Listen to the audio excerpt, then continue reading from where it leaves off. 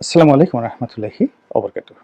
সম্মানিত দর্শক, শেখ হাসিনা দোসর হিসেবে যে সকল পুলিশ কর্মকর্তা গত 15টি বছর ধরে এই বাংলাদেশে তাণ্ডব চালিয়েছেন, তাদের ঘুম হারাম হয়ে গেছে। পুলিশের যারা লোকজন, এদের বেশিরভাগ গ্রেপ্তার আতঙ্কে ভুগছেন। যারা চাকরিতে আছেন তারা বিভিন্ন মহলে ছুটাছুটি করে চাকরি বাঁচানোর চেষ্টা করছেন। যারা ওএসডি হয়েছেন তারা গা ঢাকা দিয়েছেন। যাদেরকে যাকে বলা হয় বরখাস্ত করা হয়েছে, বাধ্যতামূলক অবসর দেওয়া হয়েছে, তারা কেউ কেউ হয়তো ঢাকাতে আছেন যারা ভালো, তুলনামূলকভাবে ভালো। আর যারা দোষী তারা সীমান্তে পাড়ি দিয়েছেন, ইতিমধ্যে সীমান্তে পাড়ি দিয়েছেন। আর তাদের যে বিপুল অর্থবিত্ত যেগুলো দেশের মধ্যে তারা করেছিলেন, সেটা গরুর খামার, মুরগির খামার, তারপরে জায়গা জমি, ফ্ল্যাট, বাড়ি থেকে শুরু করে যা কিছু, এগুলো খুব দ্রুততার সাথে তারা বিক্রি করার, হস্তান্তর করার কিংবা পাওয়ার অফ অ্যাটর্নি দিয়ে দেশ থেকে ভাগার তারা চেষ্টা করছেন। এই হলো পুলিশের অবস্থা। দ্বিতীয়ত, আওয়ামী লীগের জামানাতে একেবারে তরুণ কর্মকর্তা, সহকারী কমিশনার থেকে শুরু করে একেবারে এডিশনাল ডিআইজি পর্যন্ত যে সকল কর্মকর্তা যারা মূলত দলবাজি করেনি, ইলেকশনের সঙ্গে জড়িত ছিল না, তাদের অপরাধ হলো তারা আওয়ামী লীগ জামানাতে নিয়োগ লাভ করেছেন। তো আওয়ামী লীগ জামানাতে যেই কাজগুলো করা হয়েছে সেটি হলো যাদেরকে নিয়োগ দেওয়া হয়েছে তারা সবাই আওয়ামী পরিবারের সন্তান, এবং যারা ছাত্রলীগ করেন কেবল তাদেরকে নেওয়া হয়েছে, অথবা ছাত্রলীগ করে না, ভালো ছাত্র কিন্তু পরিবারের মধ্যে নিকটাত্মীয় যারা রয়েছেন, পিতামাতা যারা রয়েছেন, তারা কোনো না কোনোভাবে আওয়ামী লীগের রাজনীতির সাথে জড়িত, এইরকম সনদ এবং এরকম গ্রিন সিগন্যাল এবং এরকম গোয়েন্দা রিপোর্ট না পাওয়া পর্যন্ত পুলিশের কনস্টেবল থেকে শুরু করে একেবারে সহকারী কমিশনার বিসিএসে যারা নিয়োগপ্রাপ্ত তাদের কাউকে নিয়োগ দেওয়া হয়নি। এখন যাদেরকে নিয়োগ দেওয়া হয়েছে আপনারা জানেন যে বিসিএস যারা কর্মকর্তা হন তাদেরকে রিটেন, তারপরে প্রিলিমিনারি, এই দুটো পরীক্ষাতে তাদের মেধার যাচাই বাছাই, তাদেরকে মেধাবী হতে হয়। এবং এখানে একটা বিসিএস কর্মকর্তার অলমোস্ট 95% কাজ হয়ে যায় প্রিলিমিনারিতে এবং ভাইভাতে। কাজেই যারা আওয়ামী লীগের সন্তান বা আওয়ামী লীগের পরিবারের সদস্য কিংবা ছাত্রলীগ করতেন, তারা সবাই যারা এই লিখিত পরীক্ষা যেখানে 2 নম্বরই করার কোনো সুযোগ নেই, প্রিলিমিনারিতে 2 নম্বরই করার কোনো সুযোগ নেই, সেখানে অবশ্যই তারা মেধাবী, এতে কোনো সন্দেহ নেই। তৃতীয়ত, যেখানে যাকে বলা হয় ভাইবা হয়েছে, তো ভাইবার ক্ষেত্রে আওয়ামী লীগ জামানাতে ডক্টর সাদাত হোসেন সাহেব যখন ছিলেন তিনি প্রধানমন্ত্রীর কথাও শুনতেন না। ফলে ওই জমানাতে যে নিয়োগগুলো হয়েছে, যতই গোয়েন্দা রিপোর্ট থাকুক বা না থাকুক, কিন্তু ভাইবার ক্ষেত্রে একদম শতভাগ যাকে বলা হয় স্বচ্ছতার সঙ্গে ডক্টর সাদাত হোসেন এই কাজটি করেছেন। আর আমার জানা মতে পরবর্তীতে আরেকজন এসেছিলেন জনাব ডক্টর মুসা, যিনি নির্বাচন কমিশনের সচিব ছিলেন, একটু কবি টাইপের, পাগলাটে টাইপের, পরে আবার আওয়ামী লীগের এমপিও হয়েছিলেন।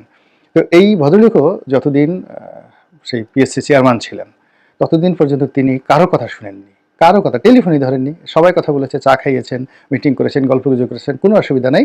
আর ওই যে সকল মানে সুপারিশ এসেছে আসতে, সেগুলো ছিঁড়ে ফেলে দিয়েছেন। একেবারে আমি এটা বাস্তব দিতে পারি। এরপর অন্যান্য যারা ছিলেন পিএসসি চেয়ারম্যান, তাদের আমলে কী হয়েছে, সরাফ সাহেবের আমলে কী হয়েছে, অন্য আমলে কী হয়েছে, আমি সেটা বলতে পারবো না। আমি ডক্টর সাদাত হোসেন এবং এই ডক্টর মুসা, এই দুজনের সম্পর্কে আমি ব্যক্তিগতভাবে জানি। তো কাজেই আওয়ামী লীগ জামানাতে যারা ভাইভাতে সর্বোচ্চ নম্বর পেয়েছেন এই 2 আমলে, তারা শতভাগ জেনুইন। আর পরবর্তীতে অন্যান্য ক্ষেত্রে যদি ভাইভাতে সুপারিশ করা হয়ে থাকে, তো সেখানে আসলে খুবই অল্প, খুবই অল্প। এর কারণ হলো যে ছেলে বা যে মেয়ে প্রিলিমিনারিতে পাশ করেছে এবং রিটেনে রেকর্ড নম্বর পেয়েছে, তো সেখানে যদি ভাইভাতে তাকে সবচেয়ে কম নম্বরও দেওয়া হয়, তবু দেখা গেল তার সে পাশ করে যাবে। আর পরবর্তীতে যেটা হয় যে থানা পুলিশে তাকে খোঁজখবর নেওয়া, তো এইগুলো আসলে ম্যাক্সিমামই ধান্দাবাজি এবং 2 নম্বরই। অর্থাৎ যারা তদন্ত গেছে, তদন্ত করার পর দেখা গেল যে বিসিএস পাশ করেছেন, কিন্তু আওয়ামী লীগের সন্তান না, জামাতের সন্তান বা বিএনপির সন্তান। কিন্তু ওই যে তদন্ত করতে গেছে সাব ইন্সপেক্টর, তার হাতে 1050 টাকা ধরাই দিলে, বা এনএসআই যে তদন্ত করতে গেছে, এই দুর্নীতি অতীতেও ছিল, এখনও আছে, সবসময় ছিল। ফলে দেখা গেল যে অনেক আওয়ামী পরিবারের সন্তান না, কিন্তু তারা আওয়ামী লীগ পরিবারের সন্তানের সার্টিফিকেট নিয়ে আওয়ামী লীগ আমলে চূড়ান্ত নিয়োগ পেয়েছে। এখন এদের সংখ্যা লাখ লাখ, একজন দুজন নয়, লাখ লাখ। তো ওই যে যারা নির্বাচনের সময় অপকর্ম করেছে, আওয়ামী লীগ সরকারের দাবিদারি করেছে, হারুনের মতো দায়িত্ব পালন করার চেষ্টা করেছে, বেনজিরের মতো দায়িত্ব পালন করার চেষ্টা করেছে, তারপরে বিপ্লব হওয়ার চেষ্টা করেছে, এরকম অনেক। তো তাদের কথা আলাদা, কিন্তু যে সকল কর্মকর্তারা সৎ, তারপরে মেধাবী, যোগ্য, এমনকি আওয়ামী পরিবারের সদস্য নয়, কিন্তু আওয়ামী লীগ জামানায় নিয়োগ পেয়েছেন, তাদের মধ্যেও বিশেষ করে পুলিশের তাদের মধ্যেও চাকরি হারানোর ভয় মারাত্মক আকারে দেখা দিয়েছে এবং তারা কাজকর্ম করতে পারছেন না, মনোযোগী তারা হতে পারছেন না। ফলে কি হলো, পুরো বাহিনীটি অকার্যকর হয়ে পড়েছে। এত বিশাল সংখ্যক মানুষকে আপনি আসলে বাদ দিতে পারবেন না, কোনো অবস্থাতে পারবেন না। দ্বিতীয়ত যে এই যে যারা সিভিল সার্ভিসে আছেন, শুধুমাত্র মিলিটারি সার্ভিসে যারা আছেন, বিমান বাহিনী, নৌবাহিনী, সেনাবাহিনী, তাদের মধ্যে আতঙ্ক আছে। হয়তো তাদের অনেকের প্রমোশন আটকে থাকবে বা অনেক কিছু হবে, কিন্তু আলটিমেটলি পুলিশের মতো এরকম অবস্থা হয়নি। এর কারণ হলো সেখানে একটা চেইন অফ কমান্ড আছে। তো একমাত্র ৩টি বাহিনী ছাড়া বাকি বাহিনীগুলো এবং সচিবালয় যে সিভিল অ্যাডমিনিস্ট্রেশন, এটার পুরো চেইন অফ কমান্ডটা কিন্তু বর্তমান জামানাতে ভেঙে পড়েছে। তো যেটা বলছিলাম যে এই একটা হলো যে চাকরি হারানোর ভয়, গ্রেপ্তার হওয়ার ভয়, আর আওয়ামী লীগের সাথে তাদের সংযোগ ছিল, এই আওয়ামী ত্যাগ, এই ভয়ে তারা তাদের মোরাল ক্যারেজ হারিয়ে ফেলেছে। ঘুম হয় না, তারপরে শেষে পারিবারিক অশান্তি, দাম্পত্য অশান্তি, সব মিলিয়ে মানে শান্তি যদি না থাকে, একজন সরকারি চাকরিজীবী কয় টাকাই বা বেতন পান?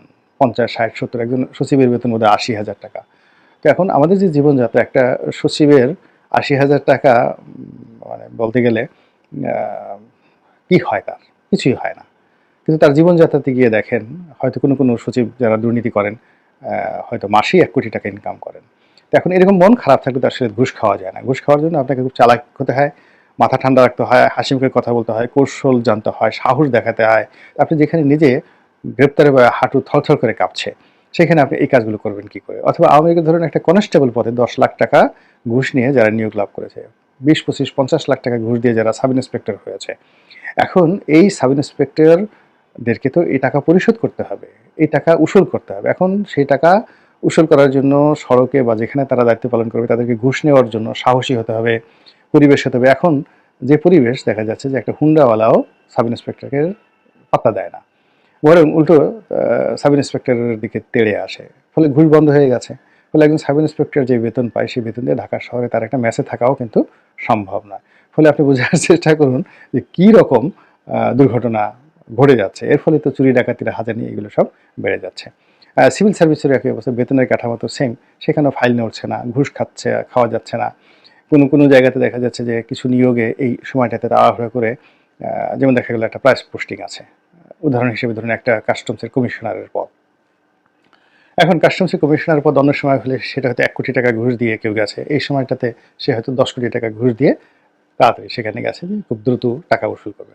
এখন গিয়ে সেখানে দেখলো যে আমদানি হচ্ছে না, তারপরে সে সেখানে তার টাকা উসুল করার নাই। ফলে যে কটা ফাইল আসছে, আগে যেখানে 7% নেওয়া হতো, এখন সেখানে সে 25% দাবি করছে কথায় কথা। তো করার ফলে কি হচ্ছে, ফাইল আর নড়ছে না, কাজও হচ্ছে না, মানুষ ত্যক্ত বিরক্ত হয়ে যাচ্ছে এবং অনেক জায়গাতে মারামারির মতো অপ্রীতিকর ঘটনা ঘটছে এবং যেগুলোর ভিডিও ফুটেজ আমরা কিন্তু ইতিমধ্যে দেখেছি এবং আগামীতে এগুলো আরও অনেক দেখতে পাবেন। একটা গুরুত্বপূর্ণ পদ, একটা প্রশাসক, আমি নাম বললাম না, স্থানীয় সরকারের একটা প্রশাসক পদ, সেখানে ৩০০ কোটি টাকার লেনদেন হয়েছে, এরকম একটা গুজব চারিদিকে ছড়িয়ে পড়েছে। তাহলে আরেকজন এটা শুনে বললো যে ও ৩০০ কোটি টাকা পেলো কোথায়, ও তো অত টাকার মালিক না। তো আর সেটা শুনে আবার পাশের আরেকজন লোক বললো যে এর পিছনে অনেক সিন্ডিকেট থাকে, তো এই সিন্ডিকেটরা টাকা দিয়ে দেয়, তারা হয়তো এই ৩০০ কোটি টাকা ইনভেস্ট করেছে, বিনিময়ে তারা সেখান থেকে ৯০০ কোটি টাকার কাজ বাগিয়ে নিয়ে যাবে। তো এইভাবে কিন্তু দেখেন এই জমানাতে অনেক কিছু হচ্ছে, যেগুলো জানি কিন্তু বলা যাচ্ছে না, একটা অস্থিরতা তৈরি হয়ে যাবে। তো এই সার্বিক অবস্থা মিলিয়ে যে পরিবেশ পরিস্থিতি তৈরি হয়েছে, সেই পরিস্থিতিতে অর্থবাজারে, চাকরির বাজারে, ব্যাংক বিমাতে এবং এই ভূমি রেজিস্ট্রেশনে, সম্পত্তি হস্তান্তরে ভীষণ রকম জটিলতা তৈরি হয়েছে। যেমন নর্মাল একজন লোক যদি কোনো সম্পত্তি দলিল করতে যায় কিংবা হস্তান্তর করতে যায় কিংবা পাওয়ার অফ অ্যাটর্নি দিতে যায়, সেখানে কোনো সমস্যা নেই। কিন্তু যেই মুহূর্তে এরকম একজন সরকারি কর্মকর্তা দুর্নীতিবাজ, সে পালিয়ে যাবে বা পালিয়ে গেছে, তো তার এরকম একটা ফাইল যখনই আসে, তখনই সাব রেজিস্ট্রার অফিস একেবারে চোখ কান খাড়া করে সে একটা বিরাট অঙ্কের টাকা দাবি করে বসে এবং সেটা মরার উপর খাড়া ঘাড় মতো হয়ে পড়ে এবং এইভাবে অসংখ্য ঘটনা কিন্তু ঘটছে। ফলে পর্দার আড়ালে যে ঘটনাগুলো ঘটছে, সেটাই কিন্তু রাতে ডাকাতি হয়ে, চুরি হয়ে, রাহাজানি হয়ে, মারামারি হয়ে, কাটাকাটি হয়ে, বিদ্রোহ হয়ে, বিপ্লব হয়ে, বিশৃঙ্খলা হয়ে, গালাগাল হয়ে আমাদের এই সমাজে ফিরে আসছে। ফলে যারা রাষ্ট্র চালাচ্ছেন, তাদেরকে পর্দার আড়ালের এই খেলাধুলাগুলো, সমস্যাগুলো, অন্তর্নিহিত যে সিন্ডিকেশন রয়েছে সেগুলো, তার সঙ্গে সঙ্গে ন্যায় বিচার প্রতিষ্ঠা করার জন্য যে প্রজ্ঞা মেধা দরকার সেগুলো প্রয়োগ না করলে আমরা খুব দ্রুত একটি ব্যর্থ রাষ্ট্রে পরিণত হতে যাচ্ছি। আল্লাহ আমাদের সবাইকে হেদায়েত দান করুন এবং হেফাজত করুন। আসসালামু আলাইকুম ওয়া রাহমাতুল্লাহি ওয়া বারাকাতুহু।